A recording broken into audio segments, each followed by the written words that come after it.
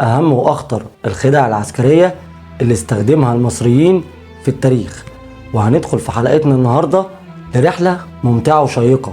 والبداية هتكون مع خطة معركة مجدو سنة 1468 قبل الميلاد، لما قدر الجيش المصري بقيادة تحتمس الثالث إنه يباغت القادشيين لما اختار طريق الموت.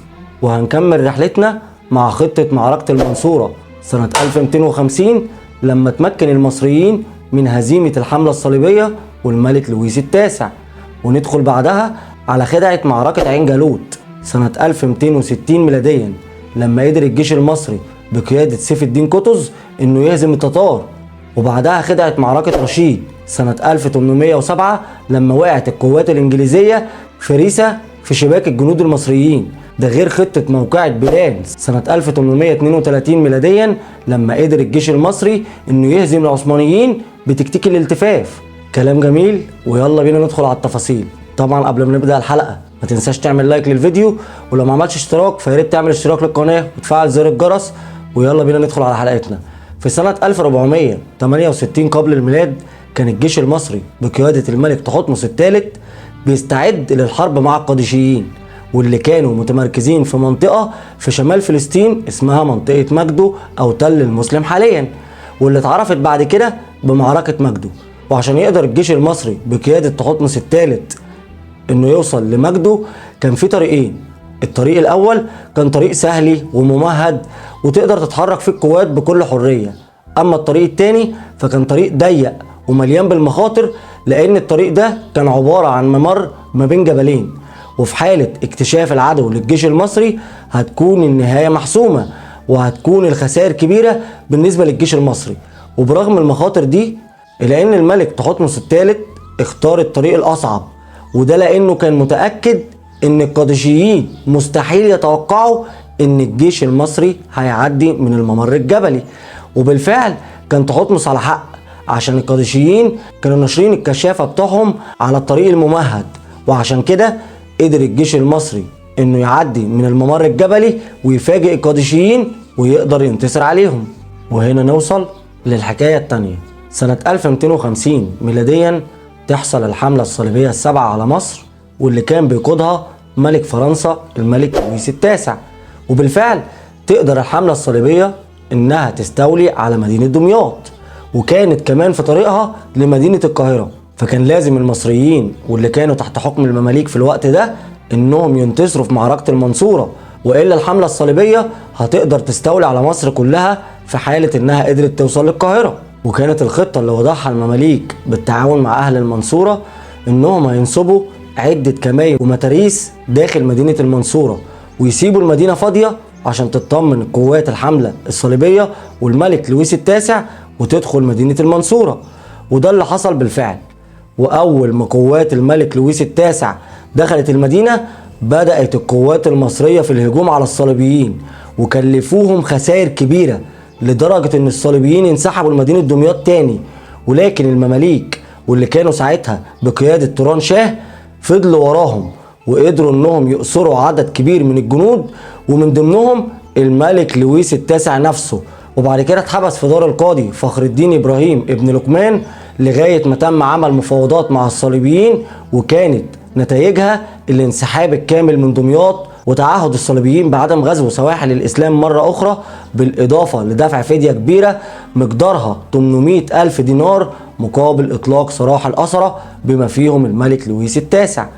ودلوقتي جه ميعادنا مع خدعة معركة عين جالوت سنة 1250 ميلاديا. الخطة المرة دي نفذها جيش المسلمين وتحت قيادة الجيش المصري، واللي كان بيشكل العدد الأكبر من جيش المسلمين بقيادة ملك مصر سيف الدين قطز.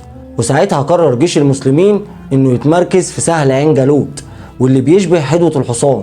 واستغل سيف الدين قطز الوضع الجغرافي لعين جالوت عشان يخبي جيشه خلف التلال، وراح حاطط كتيبة من أمهر وأقوى الفرسان بتوعه واللي كانت بقيادة ركن الدين بيبرس عند شمال السهل عشان يغري التتار بالنزول للسهل.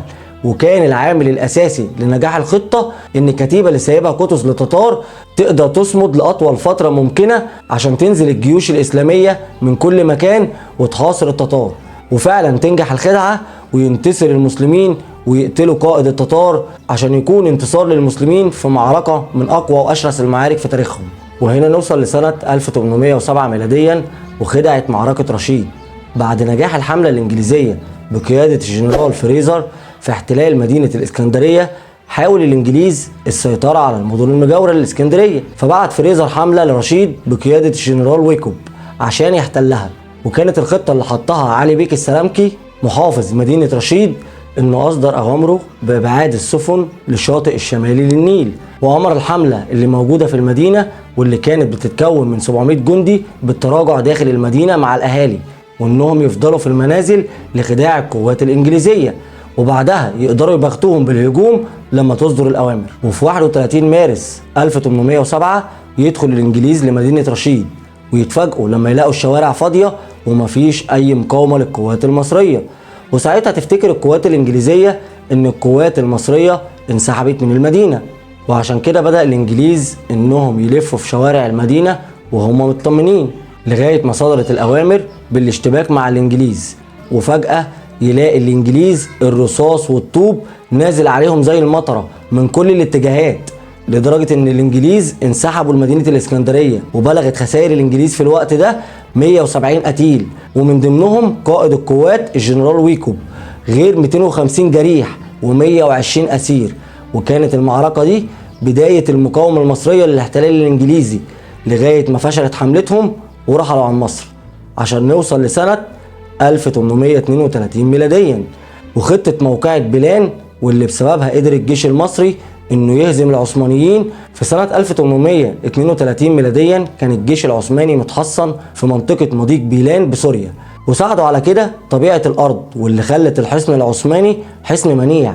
وعشان كده الجيش المصري بقيادة ابراهيم باشا كان عارف انه مش هينفع يهاجم الاتراك من الامام، وعشان كده قرر ابراهيم باشا انه يعمل حركة الالتفاف حول ميسرة وميمنة الجيش التركي. وبعد ما قدرت القوات المصرية انها تجتاز مواقع الجناح الايسر والجناح الايمن للجيش العثماني واللي كان بيقودها ابراهيم باشا بنفسه، بدأ هجوم القوات المصرية من الامام والجانبين في نفس الوقت عشان يفقد الجيش العثماني توازنه ويسيب الجنود مواقعهم ويتشتتوا في الجبال. وكده يتفضل اهم واكبر خدعة نفذها المصريين في التاريخ، واللي هنتكلم عنها في حلقة منفصلة، وهي خطة خداع حرب اكتوبر والقضاء على اسطورة الجيش الذي لا يقهر. تفتكر حضرتك ايه اكبر خطة خداع عملها المصريين بعيدا عن خطة خداع حرب اكتوبر؟